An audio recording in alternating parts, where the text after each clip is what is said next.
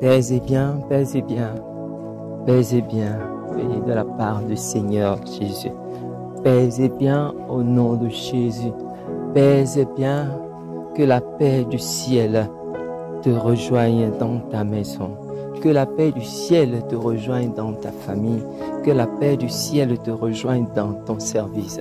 Et que la paix que donnent les personnes célestes, les saints, les anges, les archanges, soit avec toi. Que la paix qui surpasse toute chose soit avec toi. Que la paix de Dieu demeure sur toi, autour de toi, en toi. Et que toute tristesse, que toute inquiétude, au nom de Jésus, disparaisse. Pour que tu puisses vivre cette paix, que tu puisses contempler ce bien. Le Seigneur ne veut pas notre mort, il veut notre vie. Il veut que nous soyons vivants. Alors, la parole de ce Dieu, c'est toujours pour nous donner la vie. Il nous a donné la vie pour nous éveiller, pour réveiller nos sens, spirituels à ce mystère, au mystère de Dieu. Ce mystère qui ne veut plus nous cacher parce qu'il nous appelle les amis, ses amis. Il dit, je ne vous appelle plus serviteurs, mais vous êtes pour moi des amis. Et parce qu'il est un ami, alors il nous parle. Il nous parle comme un père, il nous parle comme un ami. Tout dépend de comment toi tu le prends, de comment chacun qu'on le considère. Alors la parole de Dieu de ce jour, voilà Dieu qui parle à Moïse, dit, ton peuple que tu as fait monter. C'est-à-dire, le peuple d'Israël, c'est le même peuple que Dieu a fait. Il a guidé pendant des jours, des mois, des années.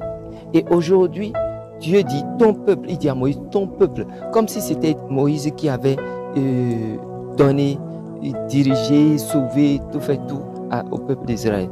Il dit, ton peuple que tu as fait monter. Et pourquoi Dieu dit cela? Parce qu'il a dit, parce qu'il a constaté, avant même que Moïse ne s'en rende compte, que ce peuple avait transgressé la loi d'amour, la loi de l'alliance, ce peuple s'est fait un veau en métal fondu. C'est la douleur de Dieu. C'est cette douleur de Dieu qui lui a fait dire, ton peuple, comme si il était fâché, s'il n'était pas comme si, il était fâché. Il était fâché parce qu'il a mal. C'est la douleur de Dieu, c'est la tristesse de Dieu face à ce que ce peuple a fait. Ce peuple a transgressé son alliance. C'est comme la trahison d'un ami ou d'une personne qui nous est chère. Une personne en qui vous avez confiance et qui du jour au lendemain vous trahit. Et qui vous trahit comme un arc infidèle.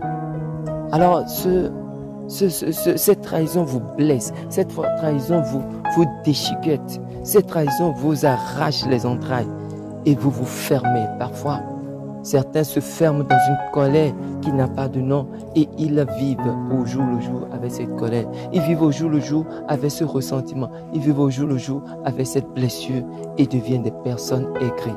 Et pourtant, Dieu ne t'a pas créé aigri. Dieu ne t'a pas créé méchante. Dieu ne t'a pas créé ainsi. Dieu a tout créé bon. Alors que ce qui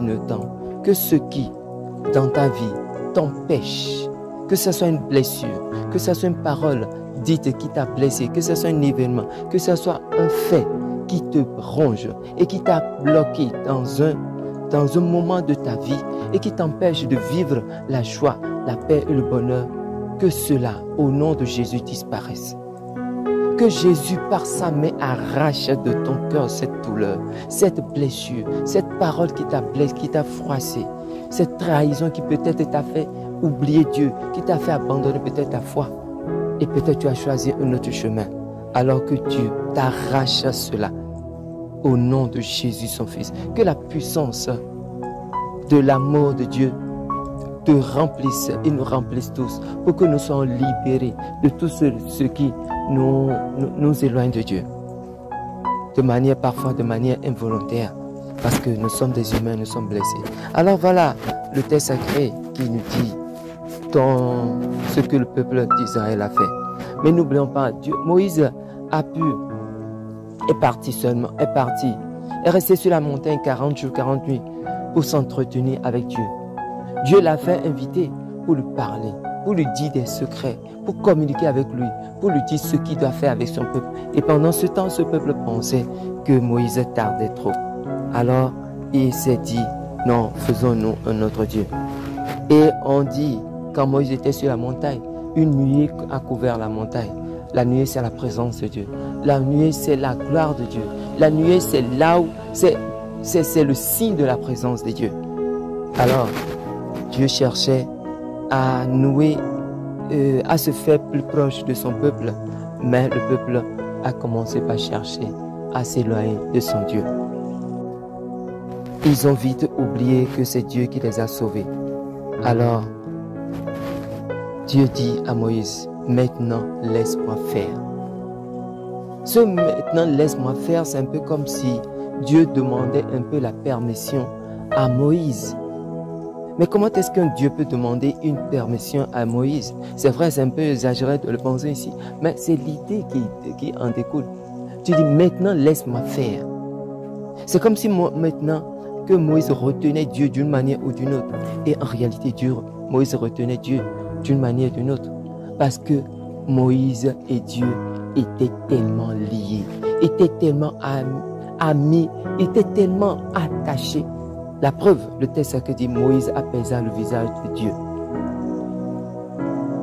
Apaisa le visage de son Seigneur, de Dieu, son Seigneur. Alors, si Moïse est arrivé à apaiser le visage, cela veut dire que Moïse était très très proche pour pouvoir voir le visage de Dieu. Alors, mon frère, ma soeur, Moïse a apaisé le visage de Dieu. Moïse sait que Dieu ne peut pas mentir. Et sans même voir l'ampleur des dégâts spirituels, il commence par apaiser Dieu. Voilà une amitié. Voilà la marque d'une amitié. Voilà le signe d'une amitié. Jacques 4, verset 8 dit, approchez-vous de Dieu, il s'approchera de vous. Dans l'amitié de Dieu, il n'y a pas de distance. Dans l'amitié, dans cette amitié que nous contemplons, il n'y a pas une distance entre Dieu et Moïse. Il n'y a pas une distance, il ne doit pas avoir une distance entre deux amis. Et dans l'amitié, il faut l'honnêteté. Il faut la franchise, sans rien, sans quoi nous ne pouvons rien faire. Dans l'amitié, dans la vraie amitié, il doit y avoir la franchise. On veut se mentir pour ne peut-être pas parfois accepter la vérité sur soi-même. David était un ami de Dieu. David avait le cœur de Dieu. Dieu avait jeté son dévolu sur lui. C'est vrai, il était l'ami de Dieu, mais aussi il a été pécheur. Mais quand même il s'est repenti. Alors Dieu fait part de ses sentiments à Moïse. En avait-il vraiment besoin de faire part de ses sentiments? Oui, parce que pour lui, un ami, voilà. Un ami, c'est ça. Alors qu'est-ce que nous cachons? Que cachons-nous à Dieu? Le peuple d'Israël a érigé un veau en métal fondu. Qu'est-ce que nous avons érigé dans notre vie et qui est en train de faire mal au Seigneur? Qu'est-ce que nous avons érigé dans nos maisons? Qu'est-ce que nous avons érigé dans notre cœur? Peut-être une montagne de colère, peut-être une montagne de rancune, peut-être une montagne de quelque chose qui nous ronge et qui nous sépare de Dieu. Peut-être nous sommes accrochés à une parole qui nous a été dite il y a longtemps. Et à cause de cela, nous vivons comme si nous étions en cage. Mais Dieu ne nous a pas créés. Dieu ne t'a pas créé. Dieu ne m'a pas créé pour que je sois en cage, pour que tu sois en cage. Dieu t'a créé pour vivre la paix, pour vivre le bonheur, pour vivre la joie. Alors tout ce qui te pèse, tout ce qui t'empêche d'être près de Dieu, dépose-le auprès de Christ. Dépose-le à la croix du Christ. Ouvre ta bouche, tu dois faire cette proclamation. Tu dois dire, Seigneur Jésus, tout ce qui m'a blessé jusqu'ici, tout ce qui m'a empêché de vivre cet amour, cette amitié avec toi, tout ce que j'ai pu faire et qui m'a éloigné, qui a cassé notre amitié, Seigneur, je le dépose au pied de ta croix.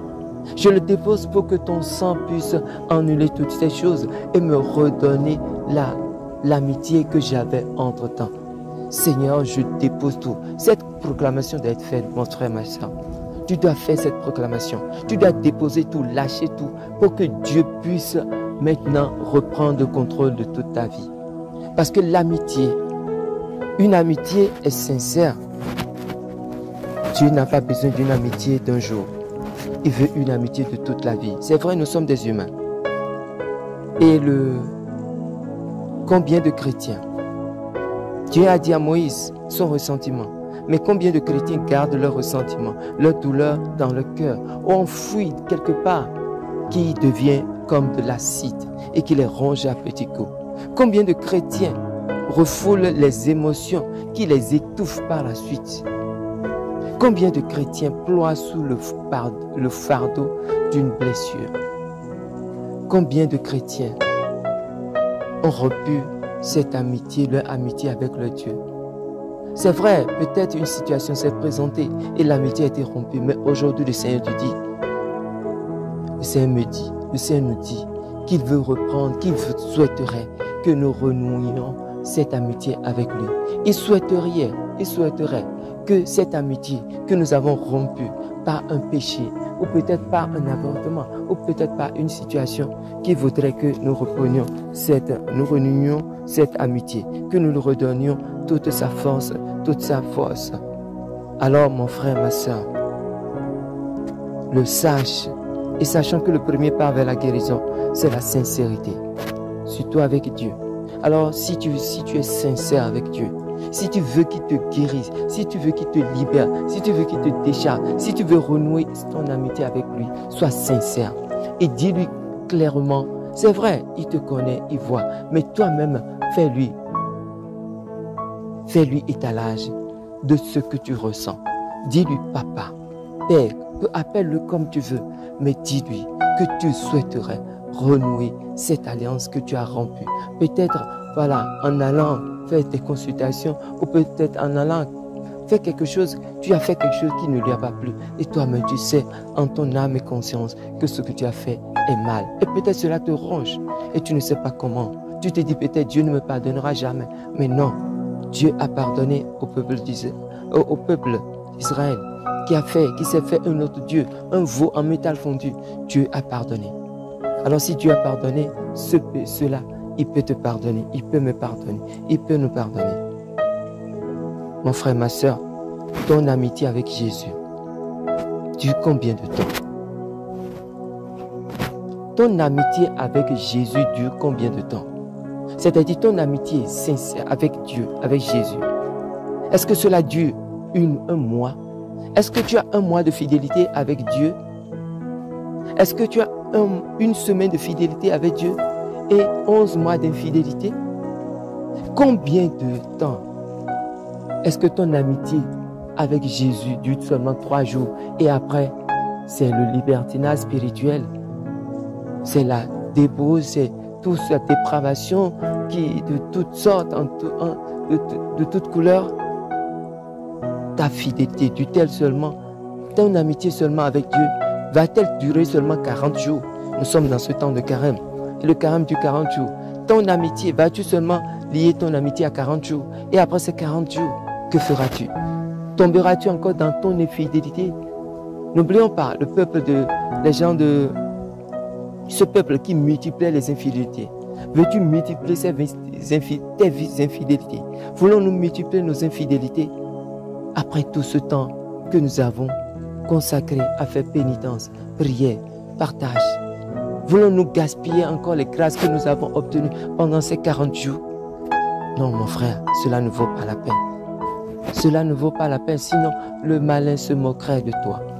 Alors mon frère, ma soeur, combien dure ton amitié? Combien de temps, quel délai, quelle est la durée de ton amitié avec le Seigneur? Est-ce que vraiment tu as une amitié avec le Seigneur? Dans l'amitié suppose la distance, mais une distance très réduite, parce que une amitié vraie, sincère, peu importe la distance physique, mais dans le fait, l'amitié, la vraie amitié n'a pas de distance. La distance physique ne compte pas, parce que ce n'est pas cela qui est le plus important. Alors Dieu est loin, il est au ciel, tu ne le vois pas, mais tu peux lier avec lui une amitié forte, puissante. L'amitié suppose un engagement. Parfois, dans l'amitié avec Jésus, dans l'amitié avec ton Seigneur, parfois nous les chrétiens, nous attendons et nous disons, qu'est-ce que tu vas faire pour moi? C'est fais-moi, fais-moi, fais-moi. Mais nous oublions que c'est une amitié qui a double sens. Alors qu'est-ce que je dois faire pour le Seigneur? Je ne dois pas toujours attendre que le Seigneur fasse le premier pas. Moi, mais je dois faire un pas. C'est comme cela que quand on a un ami vrai, quand on a un ami sincère, on n'attend pas toujours que l'ami vienne me rendre visite. Moi, je vais le rendre visite, l'ami vient me rendre visite. Quand l'ami ne le fait pas, moi, je le fais. Si vraiment notre amitié, si vraiment l'amitié est sincère, vraie, alors il n'y aura pas ce jeu de ping-pong de qui va rendre visite à l'autre, de qui va faire quelque chose en premier. On le fait et puis c'est tout. Parce que l'amitié est vraie. L'amitié suppose la fréquence, c'est-à-dire le temps. Est-ce que Dieu est pour toi un premier secours? Alors mon frère, ma soeur, l'amitié suppose un témoignage parce que quand je vis mon amitié, je témoigne de quelque chose. Je témoigne de la sincérité, de la franchise. Alors ton amitié avec Dieu, ton amitié avec Marie, ton amitié avec le ciel, de quoi témoigne-t-elle?